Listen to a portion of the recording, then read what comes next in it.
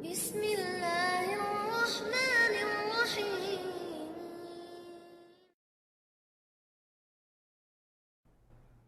Kemudian di antara amalan yang kita sangat dianjurkan di bulan Ramadan yaitu qiraatul Quran. Apa itu? Yaitu membaca Al-Quran. Membaca Al-Quran sangat penting sekali di bulan Ramadan. Allah berfirman, "Syahrul Ramadan alladzi unzila fihi Al-Quran." Bulan Ramadan yang diturunkan padanya Al-Quran. Hudan linnas, sebagai hidayah untuk manusia. Mengapa Allah mengatakan bulan Ramadan yang diturunkan padanya Al-Quran? Sebagai isyarat bahwa bulan Ramadan itu sangat dianjurkan untuk baca Al-Quran. Makanya lihat para sahabat, para tabi'in, para tabi'ut tabi'in, dan para ulama setelahnya, apabila datang bulan Ramadan, luar biasa. Imam Malik ketika datang bulan Ramadan, beliau liburkan kajiannya. Kajian hadisnya libur. Khusus Al-Quran. Imam Syafi'i demikian. Imam Qatadah dan para ulama salafus saleh terdahulu ketika datang Ramadan khusus Al-Quran. Maka betapa bagusnya seperti itu ya akhi, azakumullah wa iyyakum.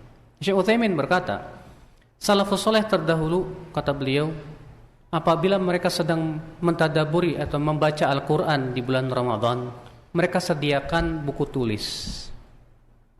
Ketika mereka melewati sebuah ayat dan mereka mendapatkan faidah dari ayat tersebut, segala dicatatnya. Kemudian kata Syekh Utsaimin adalah guru kami, yaitu Syekh Abdurrahman As-Sa'di, mempunyai buku catatan yang penuh dengan faidah-faidah di saat beliau mentadaburi Al-Quran. Iya. Makanya Pak, kalau kita baca Quran di bulan Ramadan, jangan hanya sebatas khotam. Loh Ustaz, bukankah Imam Syafi'i disebutkan bahwa beliau satu hari di bulan Ramadan setiap hari khotam Quran? Demikian pula para sahabat dan para tabi'in dahulu, mereka memperbanyak khotam Quran. Apakah itu tidak lebih baik kita mengkhatam Quran daripada kita mentadaburinya? Jawabnya Pak, mereka orang-orang Arab yang fasih.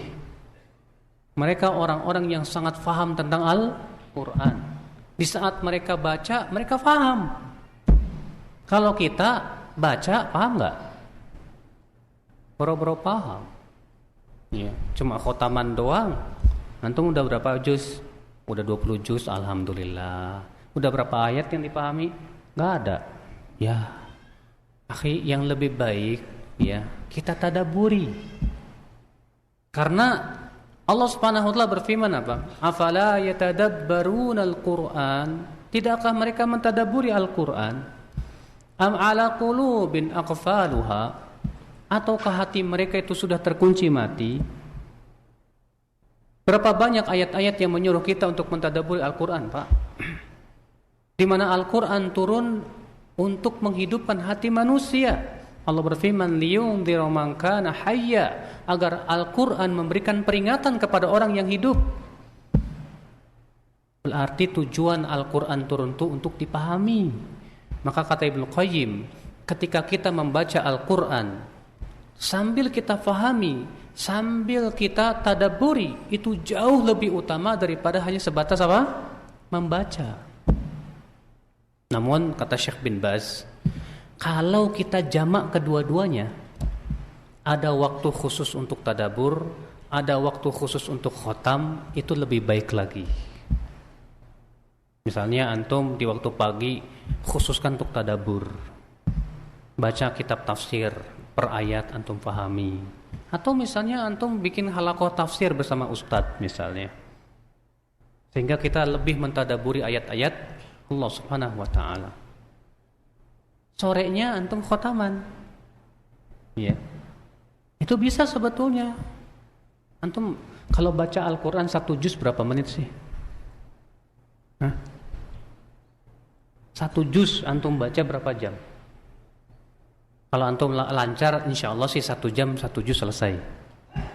1 jam loh mas. Ya.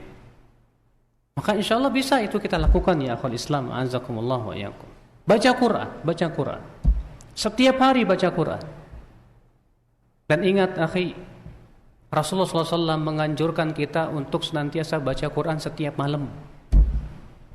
Beliau bersabda, ya, man qara'a fi lailah, siapa yang satu malamnya dia bisa membaca 50 ayat, dalam satu riwayat 10 ayat, lam yuktab minal ghafilin, dia tidak akan ditulis sebagai orang yang lalai. Lihat, satu malam 10 ayat saja, tidak akan ditulis sebagai orang yang lalai. Wa man qara'a, dan siapa yang membaca dalam satu malam 50 ayat, kutiba minal qanitin, maka ia ditulis sebagai orang yang qanit, tunduk.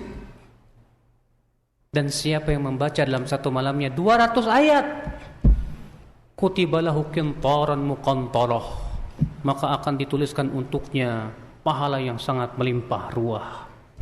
Ajib. Hadis ini disahihkan oleh Syekh Al-Albani dalam Sahih Jami. Lihat akhi, ya. Rasulullah SAW menganjurkan kita tiap hari baca Quran, tiap malam kalau bisa. Dan ini insyaallah manfaat buat hati kita ya akhi, azakumullah wa iyyakum. Karena Al-Quran itu syifaa'un lima fis sudur. Al-Quran itu obat untuk apa yang ada dalam hati kita. Insyaallah. Kalau antum galau, enggak usah mikirin apa-apa, baca Quran. Antum sedih, baca Quran. Antum pusing, baca Quran. Ya, itu yang Rasulullah SAW senantiasa minta kepada Allah Subhanahu wa taala. Ya, Rasulullah SAW berdoa apa? Antaj'alal Qur'ana rabi'a qalbi wa nura sadri wa jala'a huzni wa dhahaba hammi. Ya Allah, jadikan Al-Qur'an ini sebagai air yang menyejukkan hatiku, cahaya di dadaku, penghibur kesedihanku, dan penghilang kegalauanku. Masya Allah. Maka dari itu akhi, jadikan Al-Quran sebagai penghibur kesedihan. Ya.